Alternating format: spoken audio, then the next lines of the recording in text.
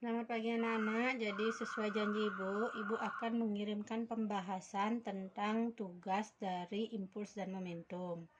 Dari tugas yang kalian kerjakan, setelah Ibu lihat ada beberapa soal yang kalian ada kekurangan lagi sedikit. Nah, karena itu Ibu akan membahas beberapa soal yang Ibu anggap kalian masih perlu penjelasan. Kita mulai dari soal ini ya. Maaf untuk nomor soalnya Ibu tidak bisa berikan karena di Google Form yang Ibu berikan itu kan soalnya bersifat acak di sana. Jadi nanti kalian sesuaikan ya. Jadi contoh soalnya disesuaikan. Kita mulai. Jadi misalkan di sini ada 2 buah bola. Nah, ini awalnya bola 1, bola 2 dengan massa yang sama. Ya.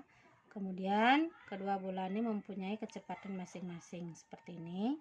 Saling mendekat, kemudian terjadilah tumbukan. Nah, setelah terjadi tumbukan, ternyata bola 2 ini mental balik dia seperti ini. Berlawanan dengan arah semula. Awalnya dia ke kiri, kemudian setelah tumbukan dia mental ke sini. Nah, di sini salah satu contoh tumbukan yang lenting sempurna nanti. Makanya di sini ditanya berapa kira-kira kecepatan bola kedua ini. Bola pertama. Berapa kecepatannya, kemana arahnya. Ini seperti misalnya kelereng yang berdekatan kemudian bertumbukan. Nah, biasanya kan mental dia kan. Nah, cuman kita belum tahu yang satunya arahnya kemana, apakah dia balik ataukah dia tetap mengarah ke seperti semula. Itu yang tidak tahu, makanya itu yang ditanya. Nah, untuk menjawabnya kita menggunakan hukum kekekalan momentum, yaitu momentum sebelum tumbukan dan momentum setelah tumbukan adalah sama. Itu bunyinya. Kenapa di sini M-nya ini Ibu coret? Itu karena kelereng atau bola ini masa awal, nah ininya nih sama. Setelah bertumbukan pun mereka tidak menempel ya. Jadi mereka tetap bola 1 tetap bola 1, bola 2 tetap bola 2. Jadi masa mereka adalah tetap. Ya, sehingga sini karena masanya sama, jadi awal dan akhir masanya sama, kita boleh sederhanakan untuk mempermudah kita coret-coret. Tetapi nanti kalau masanya tidak sama, tidak boleh dilakukan coret seperti ini ya. Jadi kita harus hitung awalnya. Hitung artinya masukkan di nilai M-nya. Nah, sudah. Karena sudah sama, kita akan masukkan di sini tinggal V-nya aja. V1 karena di sini V1 mengarah ke kanan. Nah, jadi bola 1 mengarah ke kanan, jadi kecepatnya tulis 10. Ditambah V2. Perhatikan V2 karena arahnya ke kiri, jadi kita masukkan min 4. Jadi di sini kita ada kesepakatan tanda sesuai dengan garis bilangan. Kalau ke kanan itu tandanya positif, kalau ke kiri itu tandanya negatif ya. Jadi ini ke kiri kita masukkan negatif. V1 ditanya ditambah dengan V2. V2 aksen. Di sini kan arahnya ke kanan. Jadi setelah bertumbukan dia mental dan mengarah ke kanan. Berarti dia positif, masukkan positif. Nah, ini dihitung. Nah, udah dapat nih. Kemudian dipindah ke sini jadi min, jadi 6 kurang 5 adalah 1. Jadi kecepatan bola pertama setelah tumbukan sebesar 1 meter per sekon. Nah, kemana arahnya? Jadi sesuai dengan perjanjian tadi, kalau tandanya positif itu adalah ke kanan, kalau negatif adalah ke kiri. Karena di sini positif berarti bolanya akan mengarah ke kanan. Artinya setelah mereka bertumbukan, bola pertamanya tetap bisa menggelinding ke arah semula ke depan, tetap begitu. Artinya dia tidak mental balik ke sini enggak. Jadi datang bertumbukan, setelah bertumbukan bola 2 ini mental balik, tetapi bola 1 masih tetap bisa melaju dengan ke depan seperti semula. Nah, itu artinya. Ya.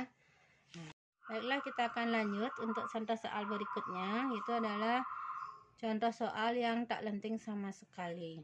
Jadi di soal itu ada 2 buah bola A dan B sama seperti tadi dengan massa 1 kg, di sini 4 kg. Jadi massanya tidak sama ya. Jadi tidak boleh dicoret nanti.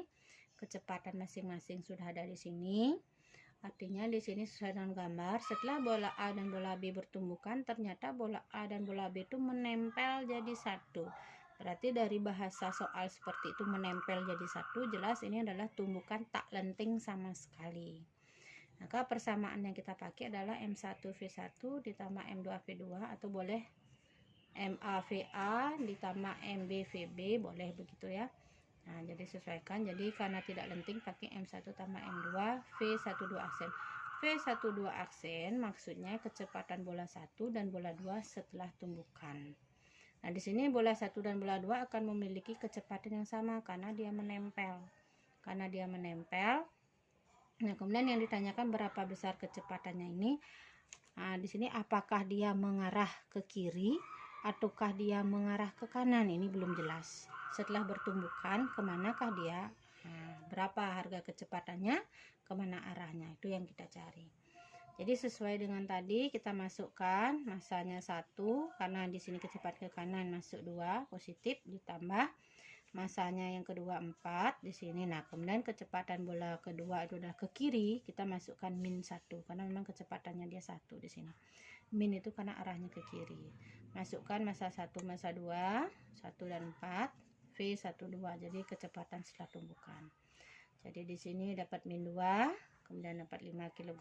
Kemudian di sini bagi, jadi min 2 dibagi 5 itu adalah V12 aksen. Kita akan dapatkan min 0,4 meter per sekon sama dengan V12 aksen. Jadi artinya setelah bola 1 dan bola 2 ini bertumbukan dan mereka menempel menjadi satu, berarti mereka akan bergerak secara bersama-sama. Jadi V12 aksen artinya kecepatan bola 1 dan kecepatan bola 2 setelah tumbukan, itu maksudnya. Jadi karena dia menjadi satu kan kecepatannya sama ya. Jadi kecepatannya sebesar 0,4 meter per sekon. Nah, kemudian tanda min ini menandakan arah. Kemana arahnya? Nah, sesuai perjanjian tanda, kalau min berarti dia mengarah ke kiri. Berarti ke sini dia. Nah, ini ke sini dia. Ini yang benar arahnya. Berarti ini salah. Jadi bukan ke kanan. Tuh. Atau jadi boleh kalian bilang berarti ke arah, jadi bola A sama B sekarang boleh dibilang searah dengan arah kecepatan bola B sebelum tumbukan. Boleh begitu jawabnya. Yang jelas ini arahnya ke kiri ya. Itu untuk jenis tumbukan tak lenting sama sekali. Nah, sekarang kita akan masuk ke jenis tumbukan yang lenting sebagian. Di sini ada contoh soal yang diberikan. Jadi sebuah bola jatuh dari ketinggian 80 cm. Setelah jatuh menumbuk lantai, memantul. Nah, kemudian di sini adalah tinggi pantulan pertama. Jatuh lagi, memantul lagi, berarti ini adalah tinggi pantulan kedua. Yang ditambahkan sekarang adalah di sini koefisien restitusinya adalah 0,2. Yang ditanya berapakah tinggi pantulan kedua? Ini namanya tinggi pantulan kedua. Ya, jangan salah tangkap. Jangan ini dikira enggak. Ini tinggi pertama, ini tinggi pantulan pertama. Jadi setelah bertumbukan ini baru namanya tinggi pantulan. Tumbukan lagi berarti ini tinggi pantulan kedua. Kenapa ini dibilang sebagian? Karena bola ini bertumbukan dengan lantai. Jadi lantainya itu diam, bolanya aja yang aktif bergerak, hanya sebagian yang aktif, itu yang disebut dengan tumbukan lenting sebagian. Ya. Jadi sebelum menjawab soal, Ibu ingatkan di sini bahwa cara mencarinya koefisien restitusi itu sama dengan akar H aksen dibagi dengan H akan sama nilainya dengan akar H aksen kedua atau H pantulan yang kedua dibagi dengan pantulan yang pertama, dan seterusnya. Karena H yang ketiga, pantulan ketiga dibagi dengan H yang kedua, dan seterusnya. Ini akan menghasilkan nilai koefisien restitusi yang sama. Karena yang Ibu diminta adalah tinggi pantulan kedua, berarti logikanya kita kan pakai E sama dengan H2 atau tinggi pantulan kedua dibagi dengan tinggi pantulan pertama. Nah, jadi E-nya sudah ada. Nah, jadi kita memerlukan tinggi pantulan pertama, kita memerlukan ini, sedangkan di sini belum tahu. Yang diketahui baru tinggi awal. Karena itu kita perlu mencari tinggi pantulan pertama dulu dengan cara pakai yang ini. E sama dengan H aksen, nah tinggi pertama dibagi H. Jadi untuk menghilangkan akarnya kita kuadratkan sehingga menjadi 0,2 kuadrat. Jadi di sini akarnya hilang, tinggal H1/80. Dan ini kalikan ke sini. Nah, sehingga dapatlah tinggi pantulan pertamanya 3,2 cm. Ya. 3,2 cm kita dapatkan. Nah, setelah dapat 3,2 cm baru masuk ke sini. Lagi pakai persamaan yang tadi, E kuadrat sama dengan H2 nih, akarnya ke sini. E-nya tetap masuk. Tinggi pantulan pertama kan 3,2, dari ini masuk ke sini. Nah, bawa ke sini kali sekarang. Kali ke sini. Nah, sehingga dapat tinggi pantulan keduanya adalah 0,128 cm. Jadi tingginya adalah 0,128 cm. Nah, begitu caranya. Nah, kemudian ada lagi satu yang kalian ada banyak kesalahan di sana. Model soalnya yang begini. Ya.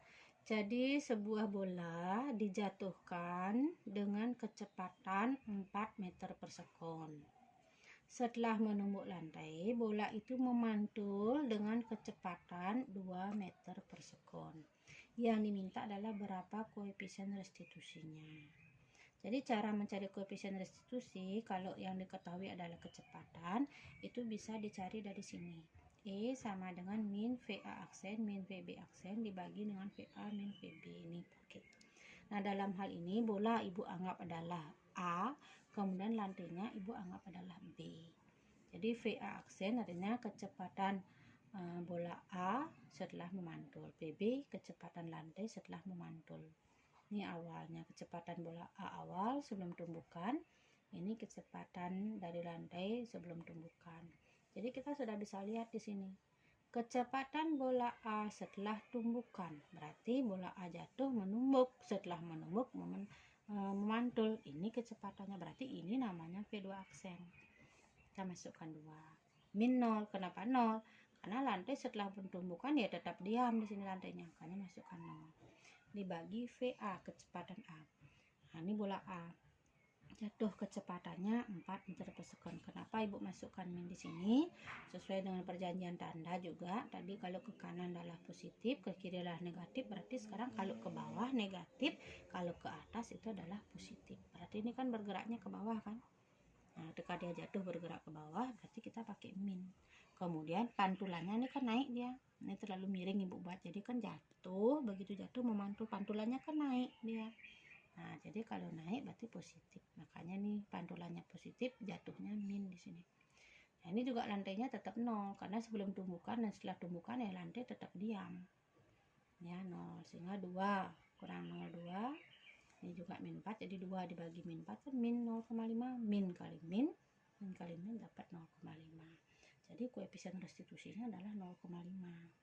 Kemudian satu lagi yang perlu ibu ingatkan, jadi untuk yang lenting sebagian, syarat koefisien restitusinya itu berkisar antara 0 sampai dengan 1. Jadi 0-nya tidak ikut, 1 tidak ikut. Jadi lebih besar dari 0, lebih kecil dari 1. Gitu. Itu syarat termasuk lenting sebagian. Untuk lenting sebagian. Karena di sini 0,5 berarti cocok dia. Masuk dia di antara 0 dan 1. Jadi benar lah dia. Nah, kalau koefisien restitusinya 1 itu dimiliki oleh tumbukan yang lenting sempurna. Kemudian kalau kamu dapat koefisien restitusinya adalah 0, berarti tak lenting sama sekali. Nah, jadi kalau dapat 0,5 ini syaratnya lenting sebagian antara 0 sampai dengan 1. Masuk dia ke sini. Ya. Jadi hanya itu soal yang masih perlu pembahasan. Silahkan kalian cermati, belajar lebih giat lagi ya. Selamat siang.